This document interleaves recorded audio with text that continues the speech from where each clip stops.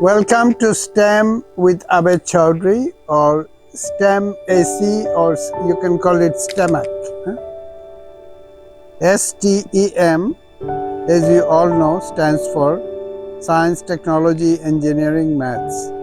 Or in my case, because I want to emphasize English language, you can call this STEM, either engineering or English.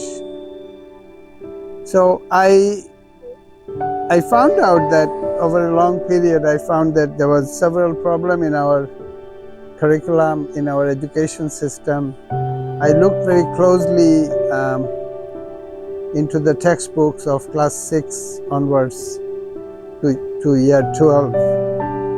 আর আমি যেটা দেখতে পেলাম যে ছাত্ররা কনসেপ্টগুলো ভালো শিখতে পারছে না, বইগুলো বেশি রোট লার্নিং, মুখস্থ বিদ্যাকে প্রমোট করছে। আর আরেকটা জিনিস যে আমরা ইংরেজি ভাষা, যেটা বিজ্ঞানের ভাষা, আন্তর্জাতিক বিজ্ঞানের ভাষা, এটা থেকে ক্রমাগত আমরা দূরে সরে যাচ্ছি, তাই না? যেমন ছাত্রদেরকে যদি বলা হয় জেনেটিক্স, তাদেরকে শেখানো হচ্ছে এটা বংশগতিবিদ্যা, কৌলিতত্ত্ব পৃথিবীতে কজন লোক বুঝে, তাই না? বংশগতিবিদ্যা, আমাকে অনেকে বলে আপনি কি হাত দেখেন নাকি, আপনি কি বংশের ধারাবাহিকতা নির্ণয় করেন নাকি? এই যে বংশগতি, হেরিডিটি ট্রান্সলেশন করা হয়েছিল বংশগতি, এটার সাথে জেনেটিক্সকে জড়িয়ে একটা তালগোল পাকানো হয়েছে। আসল ব্যাপার হলো জিন থেকে জেনেটিক্স। এই কথাটা জেনেটিক্সকে অবশ্যই সবার জেনেটিক্স হিসাবে জানা উচিত, কারণ এই জেনেটিক্স থেকে যদি কেউ সরে যায়, এটাকে কৌলিতত্ত্ব বলে, তখন সে অনেক শব্দ বুঝতে পারবে না। জিন কোথা থেকে এসেছে, জেনেটিক রিকম্বিনেশন, জিনোম, অনেক কিছু থেকে সে দূরে সরে যাবে এবং ক্রমাগত সে ইন্টেলেকচুয়ালি দুর্বল হয়ে পড়বে। আন্তর্জাতিক বিজ্ঞানের যে মূল ধারা, এটা থেকে সে বিচ্যুত হয়ে যাবে। So this is a huge problem. আমার মতে এটা করা উচিত না। তো এই ইস্যুটা অ্যাড্রেস করার জন্য, এবং শুধুমাত্র জেনেটিক্সের ব্যাপার তো না, অসংখ্য ব্যাপার রয়েছে, যেটাতে একজন বই যিনি লিখেছেন, উনি একটা শব্দ তৈরি করেছেন, সেই শব্দকে উনি বইয়ের মাধ্যমে প্রচার করতে চাচ্ছেন। বাট পৃথিবীতে হয়তো 100-200 লোক এই শব্দটা জানে, সারা পৃথিবীতে। বাংলা ভাষার বাইরে কেউই এটা জানে না। তো বাংলাদেশি ছাত্ররা এক ধরনের আন্তর্জাতিক যে ইন্টেলেকচুয়াল যে স্রোতধারা রয়েছে, সেটা থেকে বিচ্ছিন্ন হয়ে যাচ্ছে। তাদের তখন আলাদা করে ইংরেজি শিখতে হচ্ছে, ক্লাস শিখতে হচ্ছে। তো আমি ভাবলাম যে একটা ক্লাস 6 অনওয়ার্ডস এটা চলছে, এবং ছাত্ররা ক্রমাগতভাবে যে শিক্ষার যে মূল ধারা, এটা থেকে তারা বিচ্যুত হচ্ছে। তো আমি এখানে কি করতে পারি, এইভাবে আমি ব্যাপারটা ভেবেছিলাম। সো আমি এখানে কারিকুলাম গিয়ে অ্যাডভোকেসি করতে পারি যে এই বইগুলো আবার পরিভাষাগুলো করো না। আমার কথা তো কেউ শুনবেন, আমার সে শক্তি নাই। এটা আমাদের পণ্ডিত ব্যক্তিরা বাংলাদেশের এইটা ধারা চালু করেছে, তারা এটা করবে, তাই না? তাদের সেই ডেজিগনেটেড টেক্সট বুক রাইটাররা আছে, তারা এই টাইপের বই করছে। এখানে যেমন রসায়ন, আমি কেমিস্ট্রি স্টুডেন্ট, আমি ঢাকা ইউনিভার্সিটিতে কেমিস্ট্রি পড়েছি, ব্যাচেলার্স ডিগ্রি করেছি, মাস্টার্স করেছি। কেমিস্ট্রির এই বইটা দেখে এবং এখানে যেভাবে কেমিস্ট্রিকে হাজির করা হয়েছে, এটা দেখে আমি ভয় পেয়ে গেছি যে এটা তো ভয়ানক একটা বই। এটা পড়ে কি করে কেমিস্ট্রির প্রতি মমত্ববোধ বা কেমিস্ট্রির প্রতি ভালোবাসা তো হবে না। এটা পড়ে শুধুমাত্র এটা হবে যে এখানে যা লেখা আছে এটা শিখবে, মুখস্থ করবে, তারপরে এই বইয়ের উপর পরীক্ষা হবে, সে ওই পরীক্ষাটা দিবে। কিন্তু সে অবশ্যই রসায়ন বা কেমিস্ট্রির যে অন্তর্নিহিত শক্তি, এবং এটা যে একটা আন্তর্জাতিক একটা বিজ্ঞান, এটার পিছনে যে একটা দীর্ঘকালীন 200 বছরের 300 বছরের যে একটা ইতিহাস রয়েছে, এবং এটার মাধ্যমে যে শিক্ষা পাওয়ার পরে যে সে নতুন ডিসকভারি করতে পারবে, এই কোনো সম্ভাবনাই সে এই বই পড়ার ফলে হবে। এটা যে কেউ লিখুক না কেন, কিছু আসে যায় না। কিন্তু এই বইয়ের এই বিরাট সমস্যা রয়ে গেছে। ঠিক একইভাবে আমি যখন ফিজিক্সের বইটা দেখলাম, ফিজিক্সের বইয়ের মধ্যেও আমিও ফিজিক্স পড়েছি ঢাকা ইউনিভার্সিটিতে, রেজনিক এন্ড হ্যালিডের বই পড়েছি, তারও আগে অনেক ফিজিক্স করেছি। কিন্তু এই বই পড়ে আমার মনে হলো যে আমার একটা ভীতির সঞ্চার হলো আমি ভেবে পেলাম না যে এই বই পড়ে তারা ফিজিক্সের যে গেটিং আন্ডার দ্য স্কিন আমরা ইংরেজিতে বলি, যে ফিজিক্সের ভিতরে ঢুকে ফিজিক্সকে বোঝা, এটা এই বই পড়ে কি করে হবে? হবে না। ঠিক একইভাবে জীববিজ্ঞান ধরলাম, জীববিজ্ঞানের যে বইটা একেবারে ঠাস বুননি দিয়ে ভিতরে লেখা হয়েছে, এই বইটা কাজী আজমল অপেক্ষাকৃত ভালো, সুন্দর ছবি টবি আছে, কিন্তু স্টিল একটা আন্তর্জাতিক বইয়ের তুলনায় এটা অ্যাকসেপ্টেবল না। এটা অনেক বেটার হতে পারে। এবং এরকম ঠাস বুননি দিয়ে তো কেউ কিছু শিখবে না কনসেপচুয়ালি, তাই না?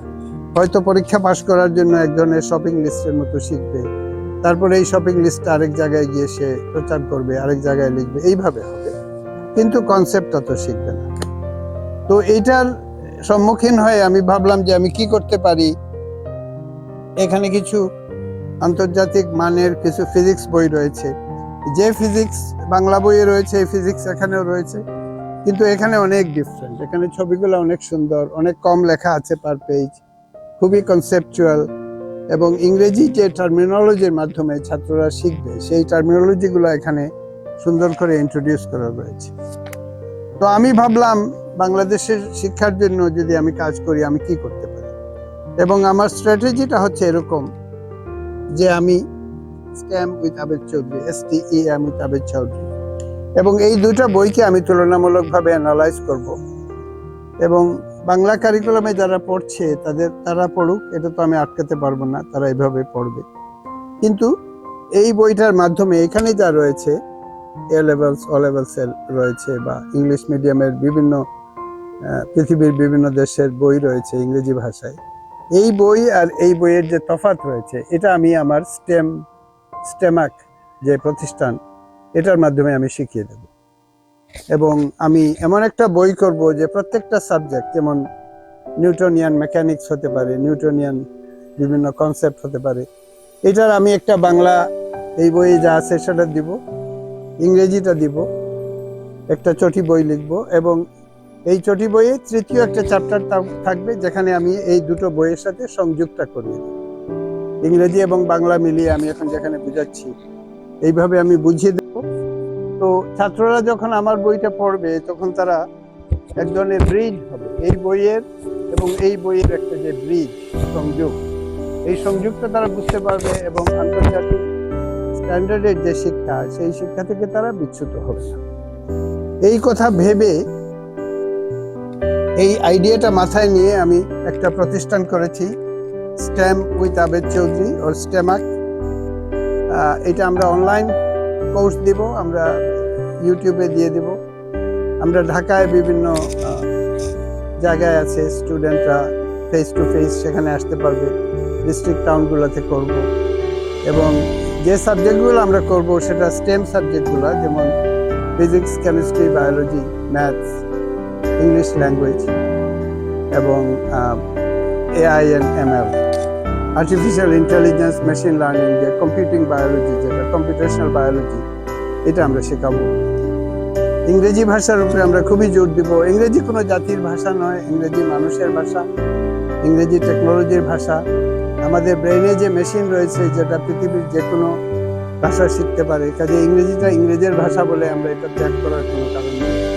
আমরা ইংরেজিও শিখবো, আমরা বাংলাও শিখবো, বাংলাকে আমরা ছাড়বো না। বাংলা আমাদের ভাষা, আমরা সত্যিকার অর্থে বাইলিঙ্গুয়াল হব, এবং বাইলিঙ্গুয়াল হতে গিয়ে বাংলা ভাষাকে প্রাধান্য দিতে গিয়ে আমরা যে বিজ্ঞানের মূল স্রোতধারা যে শব্দগুলো রয়েছে, যেমন জিন থেকে জেনেটিক্স, জিন থেকে জিনোম,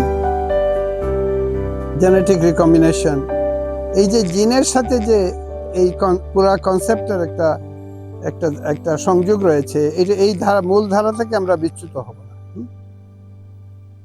আমরা নতুন শব্দ তৈরি করতে গিয়ে ওই শব্দের বেড়া জালে আমরা আবদ্ধ হয়ে আমরা শিক্ষা থেকে দূরে সরে যাব না, যেটা এই মুহূর্তে হচ্ছে। নতুন পরিভাষা তৈরি করা হচ্ছে, সেই পরিভাষা এমন কোনো ব্রেনের মধ্যে যে খুব ভালো মানুষ বুঝতে পারে সেটা না, এটা পণ্ডিতরা করছে, তাই না? তো সেই পাণ্ডিত্যের দিকে আমরা যাব না, আমরা বিজ্ঞান শিখবো, প্রকৃতি থেকে শিখবো।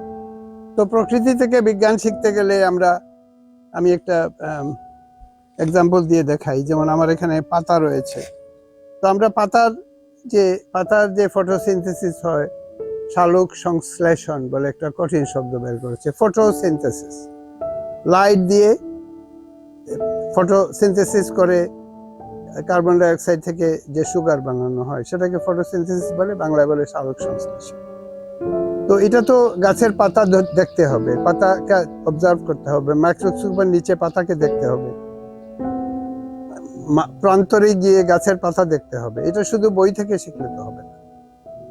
তো এই স্টেমাকের একটা উদ্দেশ্য হলো আমাদের স্টুডেন্টদেরকে আমরা এখানে প্রকৃতিতে, যেমন চারদিকে গাছপালা রয়েছে এইখানে নিয়ে আসবো, কানিহাটিতে নিয়ে আসবো, বা ঢাকা শহরেও কাছাকাছি যে সমস্ত প্রকৃতির জায়গা রয়েছে সেখানে নিয়ে যাব, এবং সেই প্রকৃতির পরিবেশে গাছপালাকে দেখে দেখে আমরা বৃক্ষের যে বিজ্ঞান, বটানির মাধ্যমে জেনেটিক্স, মেন্ডেল যেভাবে জেনেটিক্স করেছিলেন পির মাধ্যমে, সেগুলো আমরা করব।